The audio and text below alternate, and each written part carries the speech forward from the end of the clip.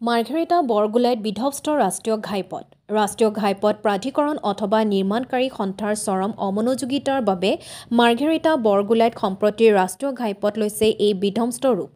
এজাক বৰষুণতে ঘাইপথছোৱাত সৃষ্টি হৈছে পুখুৰী সদৃশ গাঁতৰ।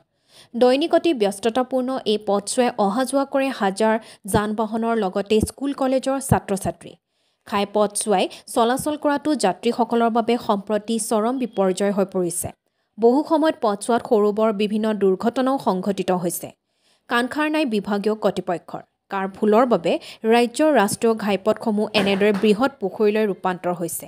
ডিগবৈৰ পৰা বিনন্দ কোঁৱৰৰ ৰিপৰ্ট, অল আছাম নিউজ 30।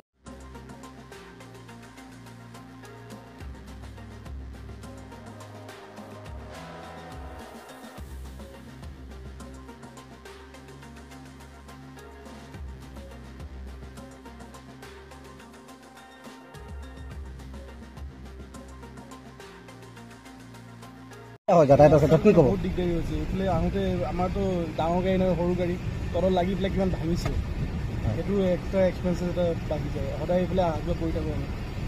বহুত দিগদাৰী হৈছে। প্ৰশাসনে বনাব লাগে। মানে দুৰ্ঘটনাও হৈছে কিন্তু বিভিন্ন, সেইটো গম নাপাওঁ। এইটো ৰাস্তাতে এতিয়া কিমান বছৰ হৈ গ'ল, বনোৱা নাই। বনালে ভাল, আমাৰ কাৰণে ভাল, চবৰ কাৰণে ৰাইজৰ কাৰণে ভাল হ'ব। ৰাস্তাত ইয়াত এইটো এনেকৈ হ'লতে কিমান এক্সিডেণ্ট হয়। এনে আমাৰ এইটো স্কুল যদি এতিয়া আছেই, স্কুল ডিউটিৰ পৰা অহা যোৱা বহুত অসুবিধা হয়। এতিয়া মই অনুৰোধ কৰিছোঁ চৰকাৰৰ পৰা সোনকালে বনাই দিয়ক। ৰাস্তাটো খুবেই বেয়া নেকি? বেয়া মানে পুৰা এইটো গোটেইখন বেয়াই আছে, পুৰা ৰাস্তাটো বেয়াই আছে ইয়াত। বনাইছিলে নাই আগততো বনোৱাটো এতিয়া অলপ খালি মাটি চাটি অলপ দিছিলে সিহঁতি, এতিয়া কোনে দিছিলে, এতিয়া মাটি দিছিলে, তাৰপিছত আকৌ এনেকৈ হৈ গ'ল। তো অনুৰোধ কৰিছোঁ চৰকাৰৰ পৰা বনালে ভাল হ'ব, এক্সিডেণ্ট অলপ কম হ'ব।